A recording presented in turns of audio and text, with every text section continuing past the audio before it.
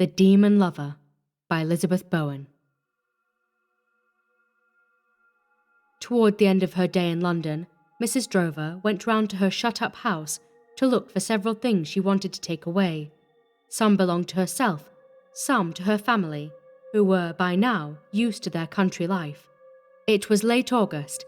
It had been a steamy, showery day. At the moment, the trees down the pavement glittered in an escape of humid yellow afternoon sun. Against the next batch of clouds, already piling up ink dark, broken chimneys and parapets stood out. In her once familiar street, as in any unused channel, an unfamiliar queerness had silted up. A cat wove itself in and out of railings, but no human eye watched Mrs. Drover's return. Shifting some parcels under her arm, she slowly forced round her latchkey in an unwilling lock, then gave the door, which had warped, a push with her knee. Dead air came out to meet her as she went in. The staircase window having been boarded up, no light came down into the hall, but one door, she could just see, stood ajar, so she went quickly through into the room and unshuttered the big window in there. Now the prosaic woman, looking about her, was more perplexed than she knew by everything that she saw, by traces of her long former habit of life, the yellow smoke stain up the white marble mantelpiece, the ring left by a vase on the top of the escritoire, the bruise in the wallpaper where, on the door being thrown open widely, the china handle had always hit the wall. The piano, having gone away to be stored, had left what looked like claw marks on its part of the parquet. Though not much dust had seeped in, each object wore a film of another kind, and, the only ventilation being the chimney, the whole drawing-room smelled of the cold hearth. Mrs. Drover put down her parcels on the escritoire and left the room to proceed upstairs. The things she wanted were in a bedroom chest. She had been anxious to see how the house was. The part-time caretaker she shared with some neighbours was away this week on holiday, known to be not yet back. At the best of times he did not look in often, and she was never sure that she trusted him. There were some cracks in the structure left by the last bombing, on which she was anxious to keep an eye, not that one could do anything. A shaft of refracted daylight now lay across the hall. She stopped dead and stared at the hall table.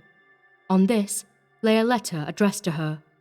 She thought first, then the caretaker must be back. All the same, who, seeing the house shuttered, would have dropped a letter in at the box? It was not a circular, it was not a bill, and the post office redirected, to the address in the country, everything for her that came through the post. The caretaker, even if he were back, did not know she was due in London today. Her call here had been planned to be a surprise, so his negligence in the manner of this letter, leaving it to wait in the dust, annoyed her. Annoyed, she picked up the letter, which bore no stamp, but it cannot be important, or they would know. She took the letter rapidly upstairs with her, without a stop to look at the writing, till she reached what had been her bedroom, where she let in light. The room looked over the garden and other gardens. The sun had gone in. As the clouds sharpened and lowered, the trees and rank lawns seemed already to smoke with dark. Her reluctance to look again at the letter came from the fact that she felt intruded upon, and by someone contemptuous of her ways. However, in the tenseness preceding the fall of rain, she read it. It was a few lines. Dear Kathleen, you will not have forgotten that today is our anniversary, and the day we said. The years have gone by, at once slowly and fast. In view of the fact that nothing has changed, I shall rely upon you to keep your promise.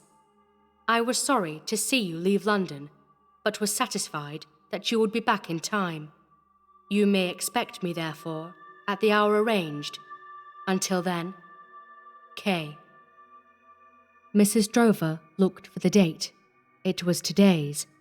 She dropped the letter onto the bed springs, then picked it up to see the writing again. Her lips, beneath the remains of lipstick, beginning to go white. She felt so much the change in her own face, that she went to the mirror, polished a clear patch in it, and looked at once urgently and stealthily in. She was confronted by a woman of 44, with eyes starting out under a hat brim that had been rather carelessly pulled down. She had not put on any more powder since she left the shop where she ate her solitary tea. The pearls her husband had given her on their marriage hung loose round her now rather thinner throat, slipping in the V of the pink wool jumper her sister knitted last autumn as they sat round the fire. Mrs. Drover's most normal expression was one of controlled worry, but of assent. Since the birth of the third of her little boys, attended by a quite serious illness, she had had an intermittent muscular flicker to the left of her mouth, but in spite of this, she could always sustain a manner that was at once energetic and calm. Turning from her own face as precipitously as she had gone to meet it, she went to the chest where the things were, unlocked it, threw up the lid, and knelt to search. But as rain began to come crashing down, she could not keep from looking over her shoulder at the stripped bed on which the letter lay. Behind the blanket of rain, the clock of the church that still stood struck 6. With rapidly heightening apprehension, she counted each of the slow strokes. "The hour arranged? My God," she said. "What hour? How should I? And after 25 years!" The young girl talking to the soldier in the garden had not ever completely seen his face. It was dark. They were saying goodbye under a tree. Now and then, for it felt, from not seeing him at this intense moment, as though she had never seen him at all, she verified his presence for these few moments longer by putting out a hand, which he each time pressed, without very much kindness, and painfully, onto one of the breast buttons of his uniform. That cut of the button on the palm of her hand was, principally, what she was to carry away. This was so near the end of a leave from France that she could only wish him already gone. It was August 1916. Being not kissed, being drawn away from, and looked at, intimidated Kathleen till she imagined spectral glitters in the place of his eyes. Turning away and looking back up the lawn, she saw, through the branches of trees, the drawing-room window alight. She caught a breath for the moment when she could go running back there into the safe arms of her mother and sister and cry, "What shall I do? What shall I do? He has gone!" Hearing her catch her breath, her fiancé said, without feeling, "Cold? You're going away such a long way." "Not so far as you think." "I don't understand." "You don't have to," he said. "You will. You know what we said." "But that was... suppose...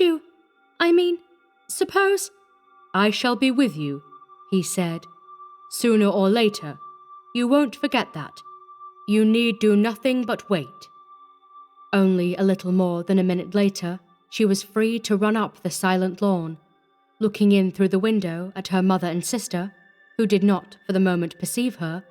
She already felt that unnatural promise drive down between her and the rest of all humankind.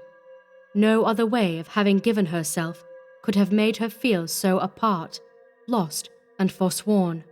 She could not have plighted a more sinister troth. Kathleen behaved well when, some months later, her fiancé was reported missing, presumed killed. Her family not only supported her, but were able to praise her courage without stint because they could not regret, as a husband for her, the man they knew almost nothing about.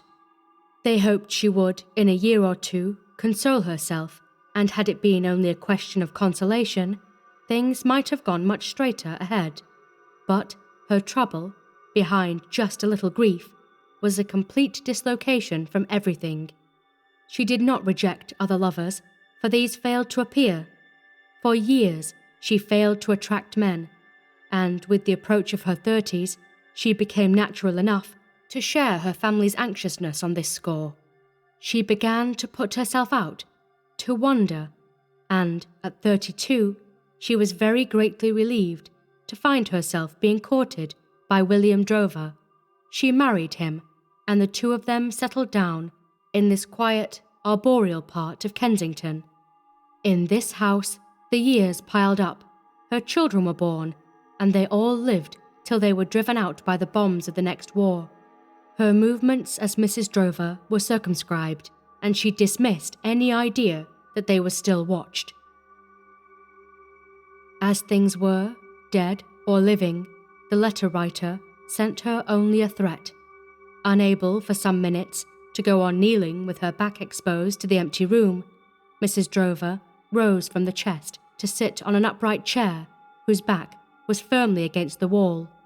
The desuetude of her former bedroom, her married London home's whole air of being a cracked cup from which memory, with its reassuring power, had either evaporated or leaked away, made a crisis, and at just this crisis the letter writer had, knowledgeably, struck. The hollowness of the house this evening cancelled years on years of voices, habits, and steps. Through the shut windows she only heard rainfall on the roofs around. To rally herself, she said she was in a mood, and, for 2 or 3 seconds, shutting her eyes, told herself that she had imagined the letter. But she opened them. There it lay on the bed. On the supernatural side of the letter's entrance, she was not permitting her mind to dwell. Who in London knew she meant to call at the house today? Evidently, however, this had been known. The caretaker, had he come back, had had no cause to expect her. He would have taken the letter in his pocket to forward it at his own time, through the post. There was no other sign that the caretaker had been in. But, if not, letters dropped in at doors of deserted houses do not fly or walk to tables in halls.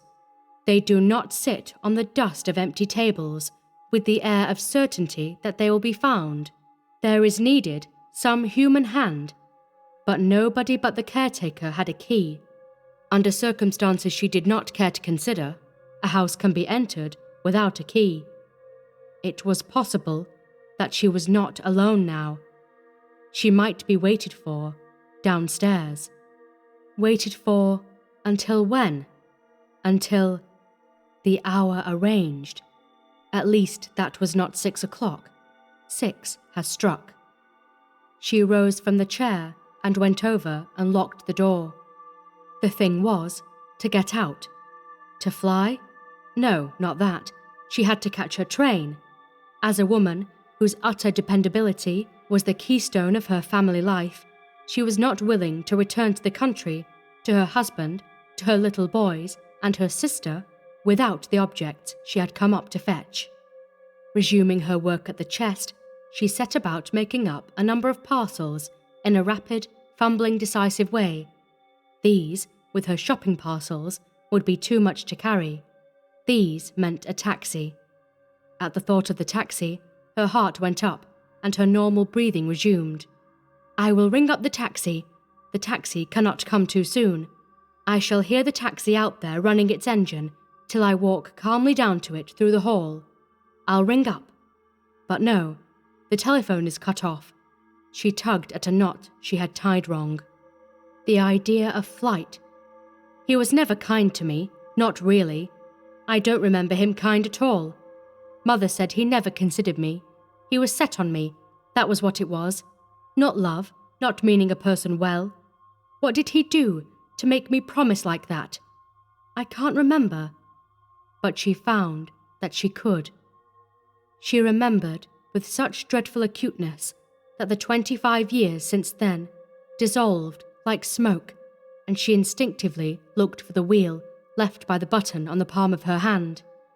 She remembered not only all that he said and did, but the complete suspension of her existence during that last August week. I was not myself. They all told me so at the time. She remembered, but with one white burning blank, as where acid has dropped on a photograph. Under no conditions could she remember his face. So, wherever he may be waiting, I shall not know him, You have no time to run from a face you do not expect. The thing was to get to the taxi before any clock struck what could be the hour. She would slip down the street and round the side of the square to where the square gave on the main road. She would return in the taxi, safe to her own door, and bring the solid driver into the house with her to pick up the parcels from room to room. The idea of the taxi driver made her decisive, bold. She unlocked the door, went to the top of the staircase, and listened down. She heard nothing, but while she was hearing nothing, the passé air of the staircase was disturbed by a draught that travelled up to her face. It emanated from the basement. Down there, a door or window was being opened by someone who chose this moment to leave the house. The rain had stopped. The pavements steamily shone as Mrs. Drover let herself out by inches from her own front door into the empty street. The unoccupied houses opposite continued to meet her look with their damaged stare. Making toward the thoroughfare and the taxi, she tried not to keep looking behind. Indeed, the silence was so intense, one of those creaks of London silence exaggerated this summer by the damage of war, that no tread could have gained on hers unheard. Where her street debouched on the square, where people went on living, she grew conscious of and checked her unnatural pace. Across the open end of the square, 2 buses impassively passed each other. Women, a perambulator, cyclists, a man wheeling a barrow signalised, once again, the ordinary flow of life. At the square's most populous corner should be, and was, the short taxi rank. This evening, only one taxi, but this, although it presented its blank rump, appeared already to be alertly waiting for her. Indeed, without looking round, the driver started his engine as she panted up from behind and put her hand on the door. As she did so, the clock struck 7. The taxi faced the main road. To make the trip back to her house, it would have to turn. She had settled back on the seat, and the taxi had turned before she, surprised by its knowing movement, recollected that she had not said where. She leaned forward to scratch at the glass panel that divided the driver's head from her own. The driver braked to what was almost a stop, turned round, and slid the glass panel back. The jolt of this flung Mrs. Drover forward till her face was almost into the glass. Through the aperture, driver and passenger, not 6 inches between them, remained for an eternity eye to eye. Mrs. Drover's mouth hung open for some seconds before she could issue her first scream. After that, she continued to scream freely and to beat with her gloved hands on the glass all round as the taxi, accelerating without mercy, made off with her into the hinterland of deserted streets.